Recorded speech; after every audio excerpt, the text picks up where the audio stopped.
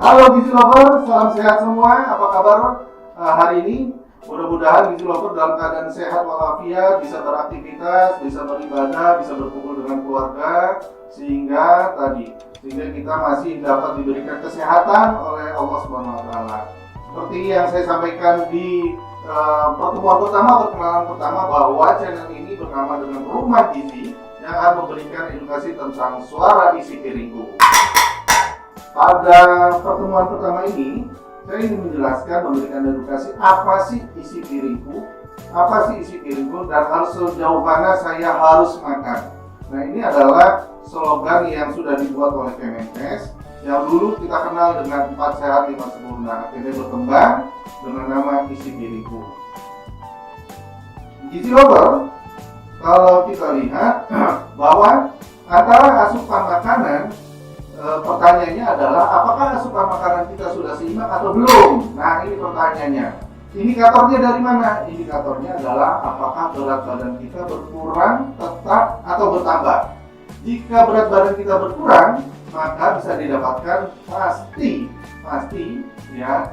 Secara umum ini menandakan bahwa apa yang kita masuk kurang dari apa yang kita keluarkan. Sehingga ini yang kita kenal dengan defisit kalori. Sementara kalau berat badan kita tetap, maka antara asupan makanan yang kita makan itu akan sama dengan kalori yang kita keluarkan.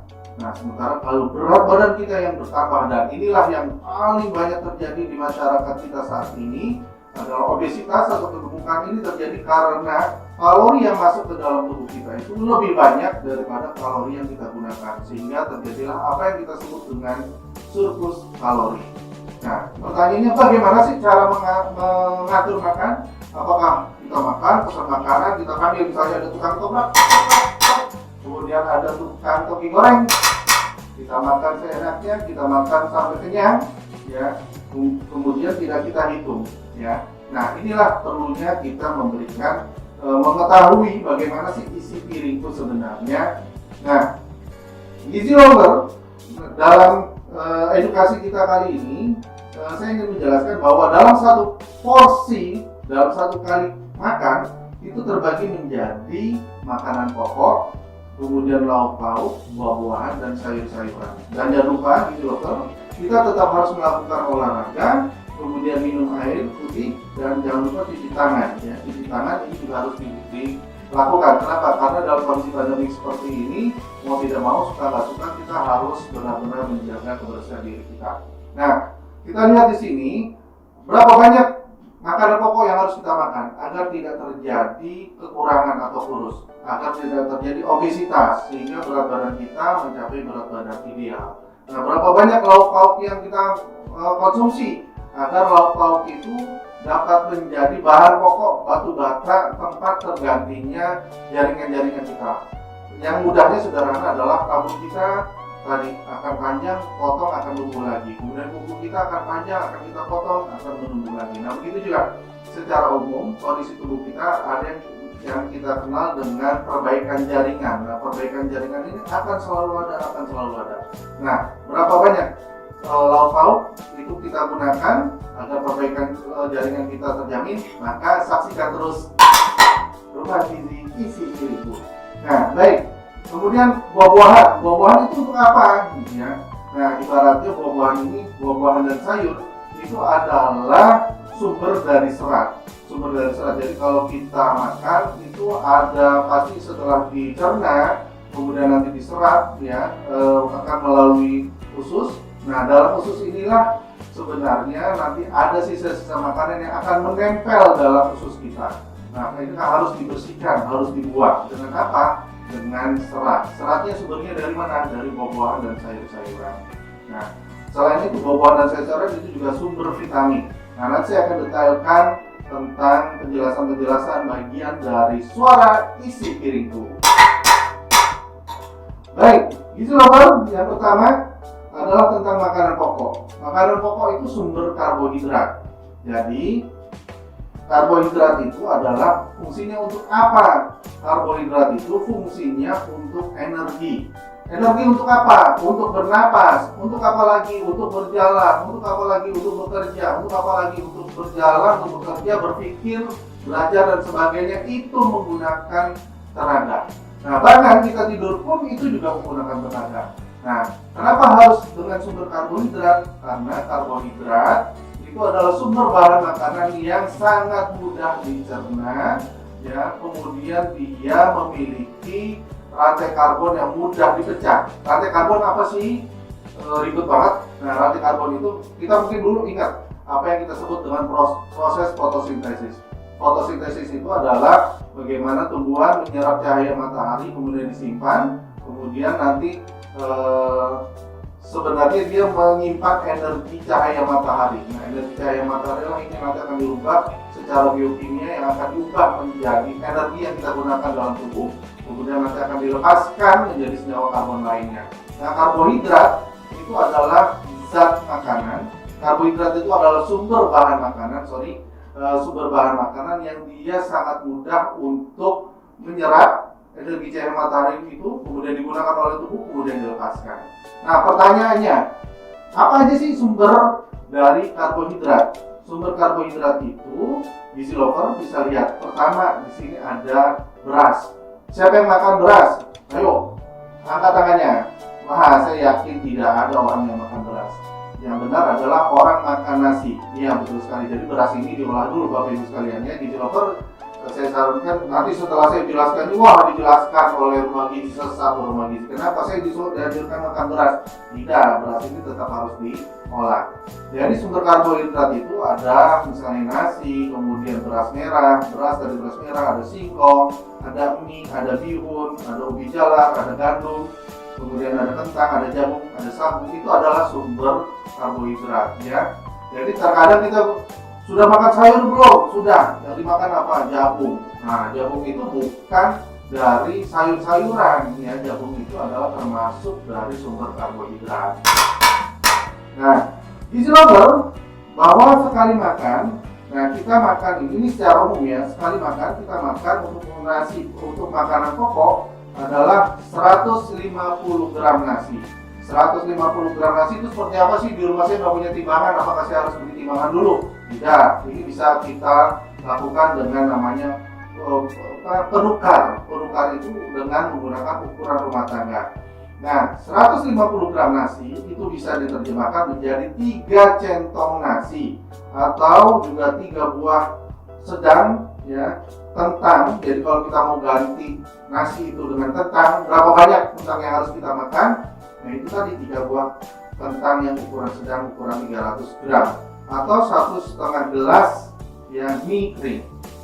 Jadi gizi lover bisa memilih, bukan berarti begini, sekali makan saya harus makan 3 centong nasi, saya harus makan 3 buah kentang, saya harus makan 1,5 gelas mie kering. Nah, bukan. Artinya gini, kalau gizi lover sudah makan nasi, ya sudah, jangan makan lontong, jangan makan kentang, jangan makan jagung. Kenapa? Karena yang tadi saya sebutkan, yang ada di depan ini adalah sumber karbohidrat. Artinya yang dia membackup kebutuhan kalori kita ya. Nah, apa jadinya kalau kita berlebih? Nah, gizi lover bisa lihat bahwa dalam satu piring dia hanya 2/3 ya, 2/3 dari setengah piring ya, 2/3 dari setengah piring. Jadi jangan sampai kita makan segini, semuanya itu isinya nasi ya, semuanya ini nasi tapi perutnya tidak ada tempat untuk lauk, tidak ada tempat untuk sayur, tidak ada tempat untuk buah. Nah, bahaya sekali untuk tubuh kita.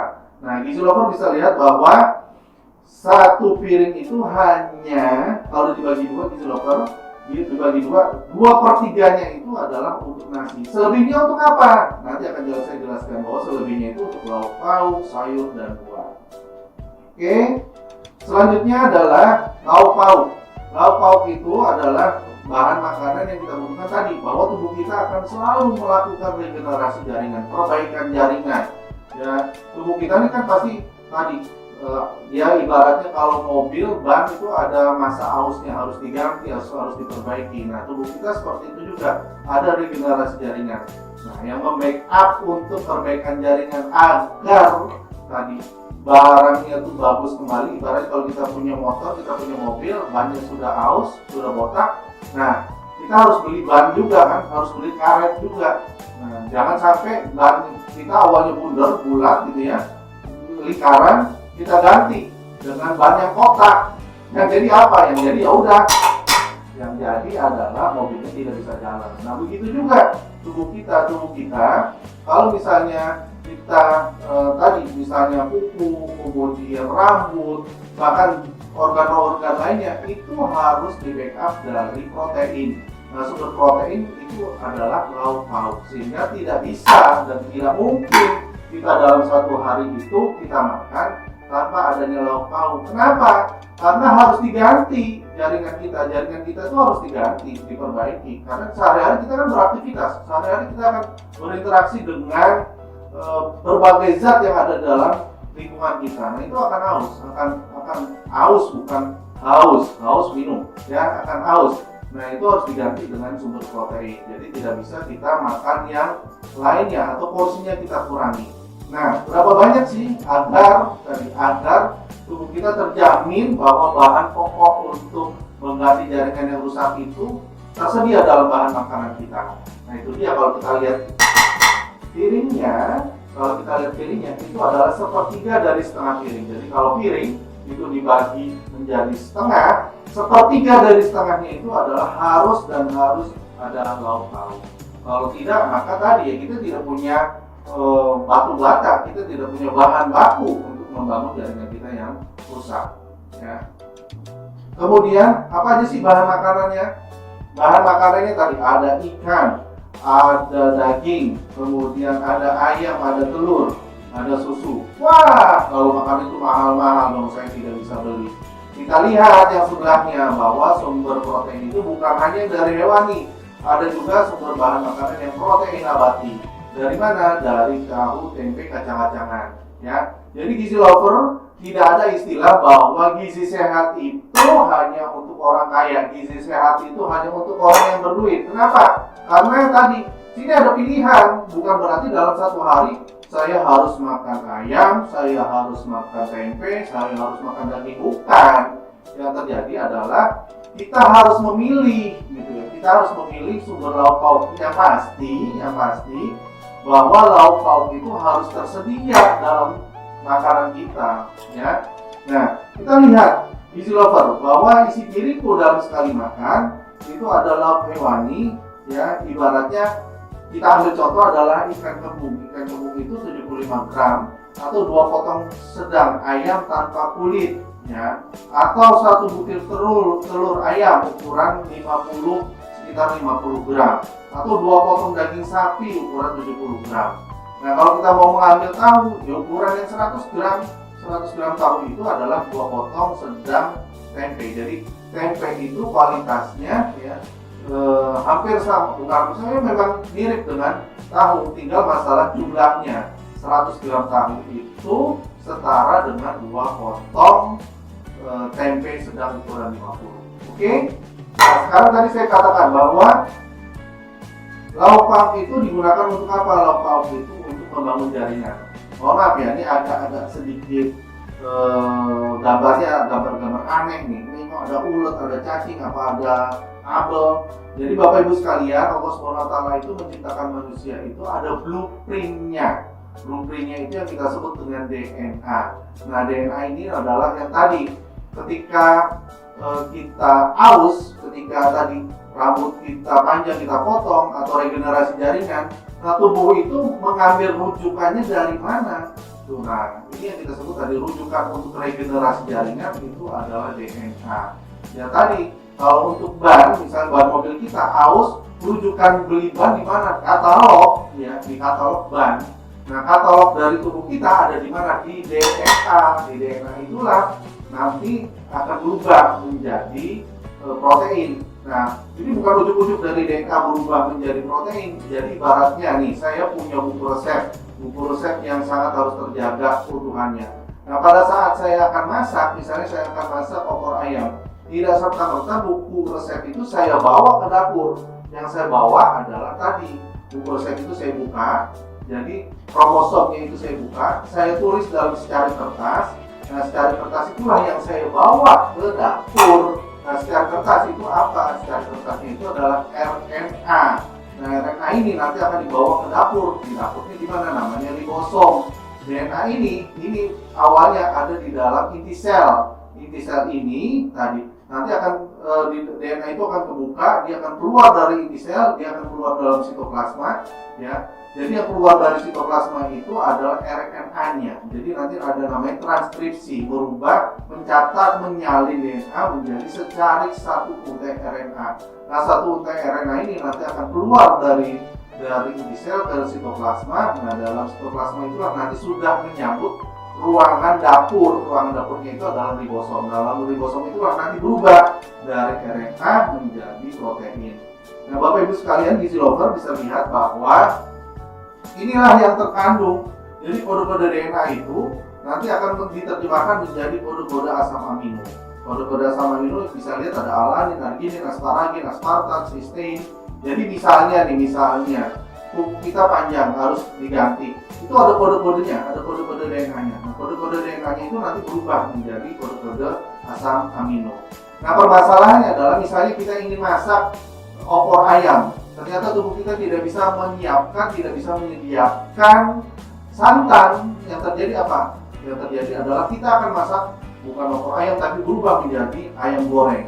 Nah, begitulah tadi kenapa fungsi dari lauk pauk itu, bahwa dengan jumlah porsi yang tadi saya sampaikan, bahwa jumlahnya itu harus terjamin, itu tadi untuk menyediakan ketersediaan asam amino agar regenerasi jaringan kita bisa utuh, bisa terjadi sesuai dengan blueprintnya, ya.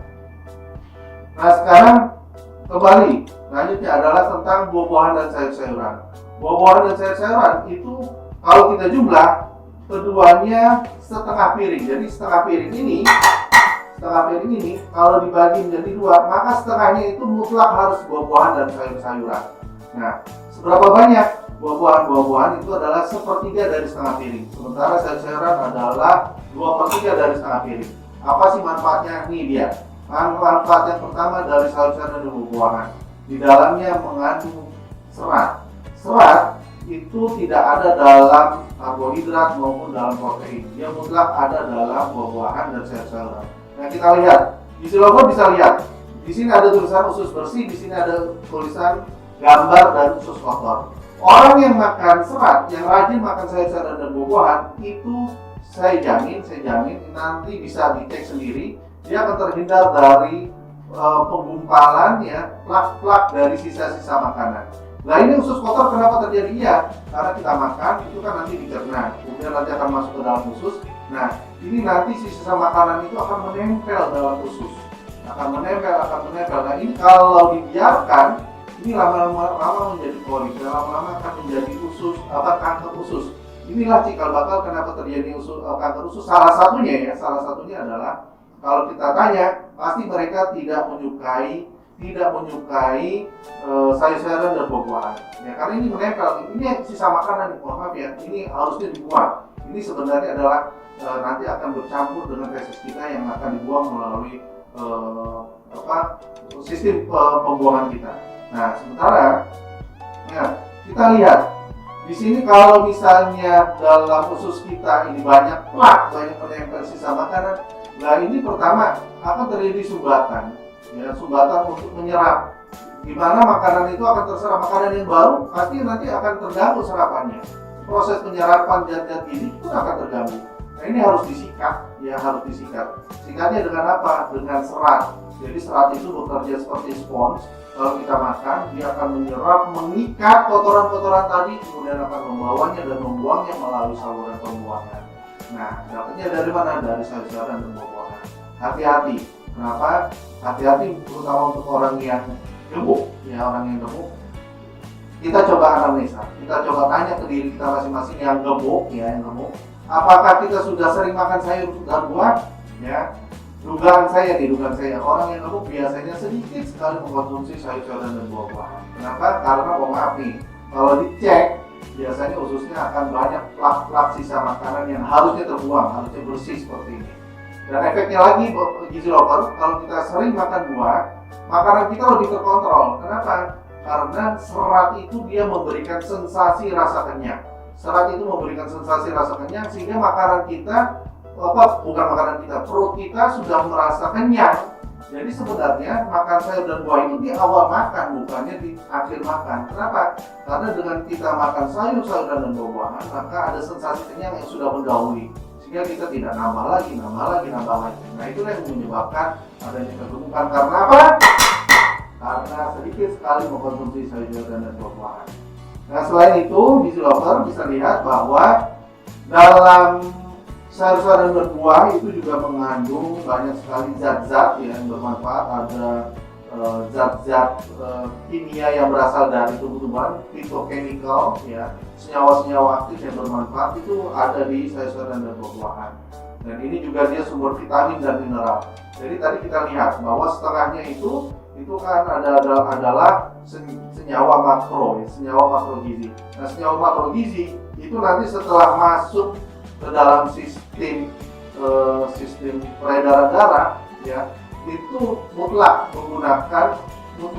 perlu berkolaborasi dengan senyawa mikro. Senyawa mikro itu adalah bentuknya vitamin dan mineral, dan itu didapatkan dari sayur-sayuran dan buah-buahan. Artinya kalau kita memakan hanya senyawa makro dalam bentuk karbohidrat dan lauk-lauk tanpa mengkonsumsi sayuran dan buah-buahan, itu nanti tidak akan berfungsi secara optimal. Kenapa? Karena dalam sistem metabolismenya, dalam sistem biokimianya, alurnya mutlak nanti dibutuhkan mineral, ya, mutlak dibutuhkan senyawa-senyawa mikro untuk bekerja secara baik.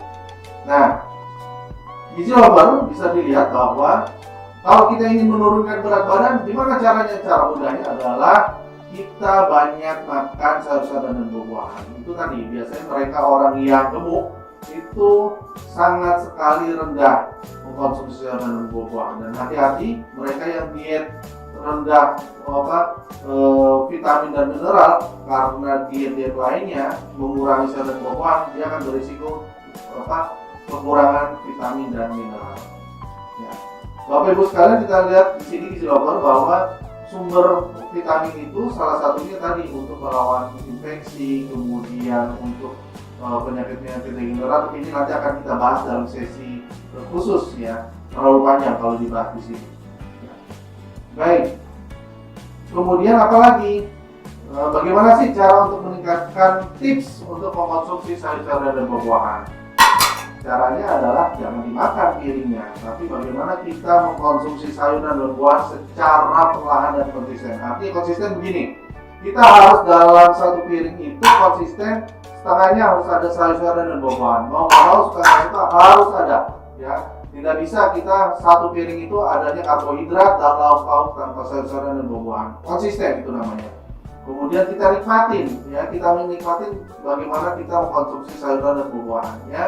Kemudian kita coba buah-buahan itu dengan beraneka ragam. Jadi buah-buahan itu kan bukan hanya satu jenis. Di situ ada pisang, di situ ada pepaya, gitu ya. Kita coba dulu. Kalau kita awalnya nggak suka sayuran dan buah-buahan, kita coba buah dibikin rujak, kemudian sop buah, jus buah.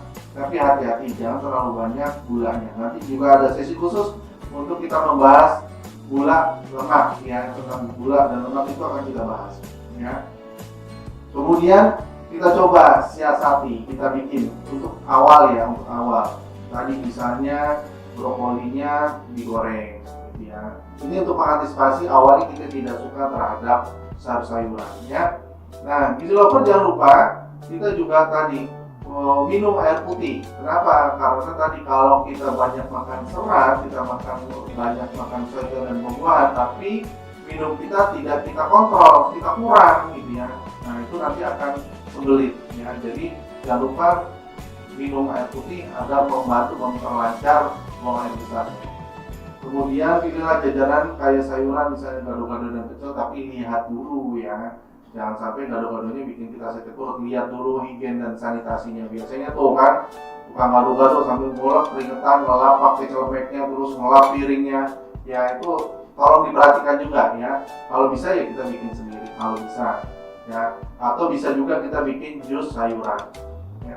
Gizi lover, ini dia bahwa macam-macam buah-buahan banyak banget, apalagi di Indonesia dan negara tropis. Buah-buahan pilihan yang saya sajikan ini itu pasti ada semua, ya. Pisang di Indonesia nggak perlu ada musimnya, pisang selalu ada setiap saat. Pepaya apalagi, Ya, jangan anggap enteng pisang dan pepaya. Kenapa? Karena dia mengandung cukup banyak mineral dan vitamin. Ya, vitamin C ini ada dalam pepaya.